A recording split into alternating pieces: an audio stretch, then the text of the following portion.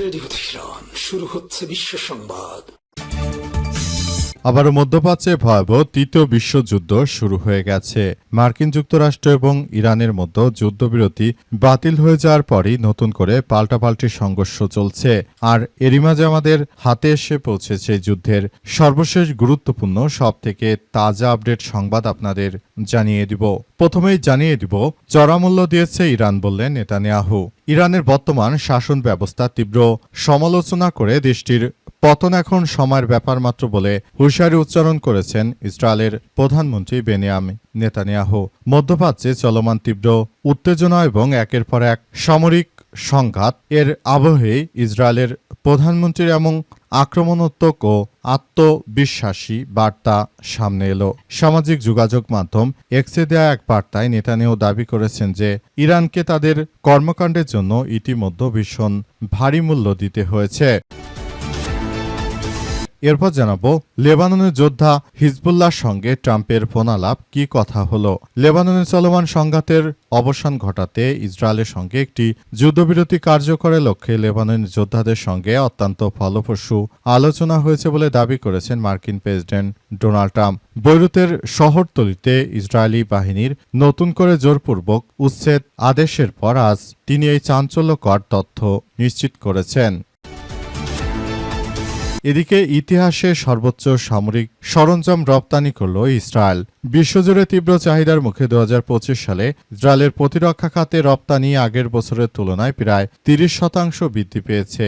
Record $19.2 billion পৌঁছেছে। দেশটির প্রতিরক্ষা মন্ত্রণালয়ের পক্ষ থেকে এই তথ্য নিশ্চিত করা হয়। এবারে জানাবো, লেবানন এবং ইসরায়েলের উচ্চ পর্যায়ের বৈঠক শুরু।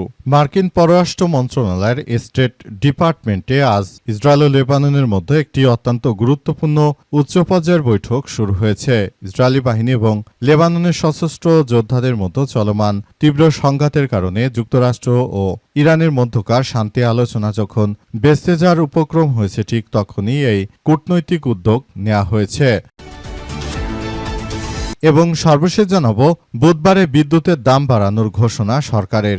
বিদ্যুতের পাইকারি ও সঞ্চালন খুচরা মূল্যের মূল্যহার পূর্ব নির্ধারিত ঘোষণা অনুযায়ী 3টায় আনুষ্ঠানিকভাবে জানাবে বাংলাদেশ এনার্জি রেগুলেটরি কমিশন বা বিইআরসি।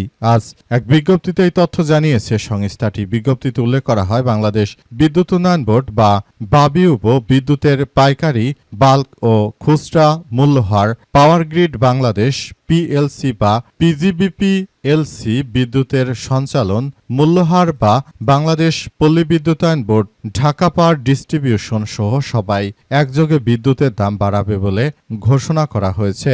প্রিয় দর্শক, এতক্ষণ শুনছিলেন সংবাদ শিরোনাম, এবারে বিস্তারিত। তবে তার আগে বন্ধুরা, এই সংবাদটিতে একটি লাইক দিন।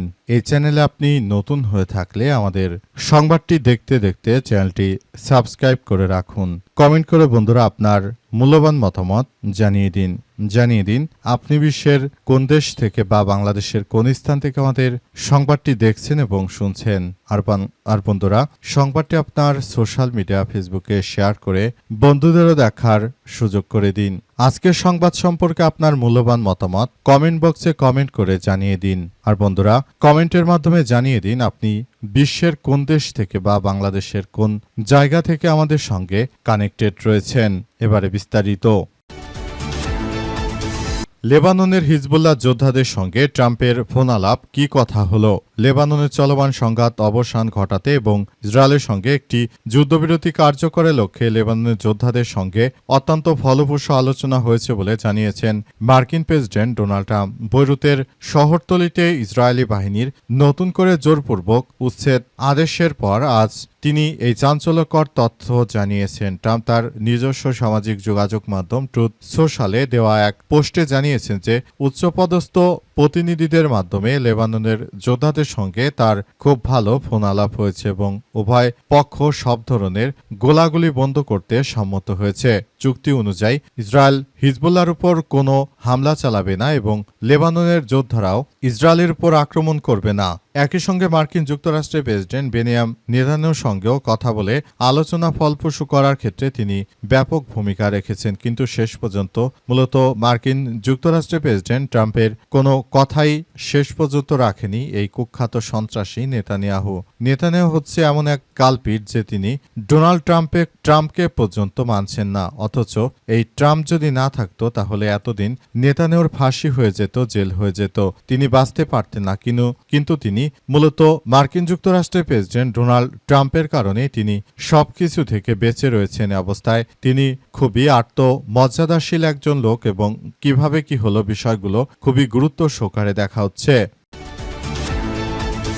লেবানন ইসরায়েল উচ্চ পর্যায়ের বৈঠক শুরু। মার্কিন পররাষ্ট্র মন্ত্রণালয় বা স্টেট ডিপার্টমেন্ট আজ ইসরায়েল ও লেবাননের মধ্যে একটি অত্যন্ত গুরুত্বপূর্ণ ও উচ্চ পর্যায়ের বৈঠক শুরু হয়েছে। ইসরায়েলি বাহিনী এবং লেবাননের যোদ্ধাদের মধ্যে চলমান তীব্র সংঘাতের কারণে যুক্তরাষ্ট্র এবং ইরানের মধ্যে শান্তি চুক্তি একরকম বাতিল হয়ে যাচ্ছে। মূলত এ কারণে ইরান বারবার চাপ দিচ্ছিল যে মার্কিন যুক্তরাষ্ট্র যদি মধ্যস্থতা করে লেবানন ও ইসরায়েলের মধ্যে যুদ্ধবিরতি করে তাহলে মূলত এই যুদ্ধবিরতি কার্যকর হবে, তা না হলে হবে না। এই ঘটনার মধ্য দিয়ে মূলত নতুন করে আবার সমস্যার সৃষ্টি হচ্ছে, তাই নতুন করে বড় ধরনের কার্যক্রম শুরু হয়েছে। লেবাননের যোদ্ধারা মূলত বড় ধরনের এই সংঘাতময় পরিস্থিতির মধ্য দিয়ে আবারও নতুন করে এই ধরনের কার্যক্রম শুরু হয়েছে। আবার নতুন করে এই সন্ত্রাসী কার্যক্রম শুরু করেছে মার্কিন যুক্তরাষ্ট্র ও দখলদারেরা। মূলত ইরানের চাপের কারণে আবারও যুদ্ধবিরতি করতে তারা রাজি হয়েছে।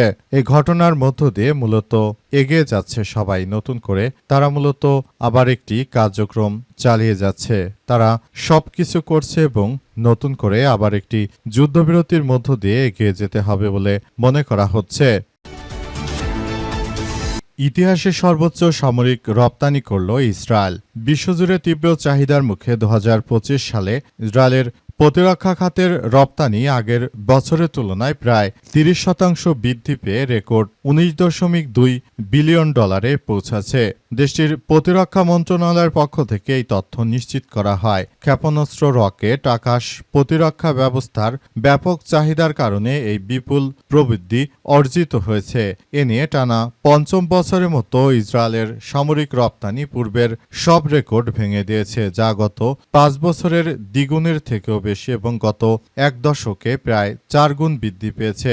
ইসরায়েলের প্রতিরক্ষা মন্ত্রণালয়ের এক বিবৃতিতে জানিয়েছে দেশটির প্রতিরক্ষা শিল্প খাত আন্তর্জাতিক প্রতিরক্ষা সহযোগিতা অধিদপ্তর বা IMOD সরাসরি সমর্থন ও নির্দেশনায় বছর জুড়ে বিশ্বব্যাপী শত শত নতুন চুক্তি স্বাক্ষরিত করেছে। মোট $19.2 বিলিয়ন এই বিশাল অঙ্কের চুক্তির মধ্যে অর্ধেকের বেশি অর্থাৎ প্রায় 53% চুক্তি ছিল বড় ধরনের মেগাডিল, যার প্রতিটির আর্থিক মূল্য ছিল $100 বিলিয়ন বা তার চেয়েও বেশি। খাতভিত্তিক হিসেবে ক্ষেপণাস্ত্র, রকেট এবং আকাশ প্রতিরক্ষা ব্যবস্থা 2025 সালেও শীর্ষ অবস্থান করছে, যা মোট চুক্তির 1/4 বেশি বা 29% জুড়ে ছিল। এর পাশাপাশি পর্যবেক্ষণ এবং অপটোনিক্স সিস্টেম 22% এবং রাডার ও ইলেকট্রনিক্স যুদ্ধ সরঞ্জামে মোট 21% দখল করেছে বলে এমন তথ্য নিশ্চিত করা হয়েছে। চড়া মূল্য দিয়েছে ইরান, বললেন নেতানিয়াহু। ইরানের বর্তমান শাসন ব্যবস্থা তীব্র সমালোচনা করে দেশটির পতন এখন সময়ের ব্যাপার মাত্র বলে হুঁশিয়ারি দিয়েছেন কুখ্যাত সন্ত্রাসী নেতানিয়াহু।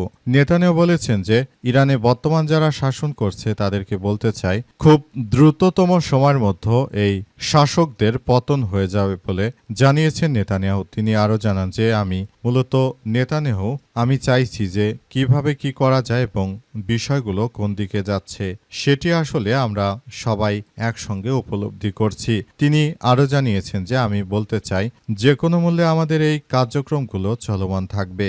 নেতানিয়াহু আরও জানিয়েছেন যে বর্তমান সময়ে মার্কিন যুক্তরাষ্ট্রের প্রেসিডেন্ট আমাকে হুমকি ধামকি দিয়ে তিনি মূলত লেবাননের বিরুদ্ধে আসলে আমাকে যুদ্ধ বন্ধ করতে বলেছেন, কিন্তু আমরা আসলে যুদ্ধ বন্ধ করতে চাই না বলে জানান তিনি আরও জানান যে আমরা মূলত চাই ভবিষ্যতে এমন কিছু কার্যক্রম করতে যেগুলো সারা বিশ্বের বুকে আমাদেরকে অনেক ভালো কিছু করার ক্ষেত্রে ভূমিকা রাখবে।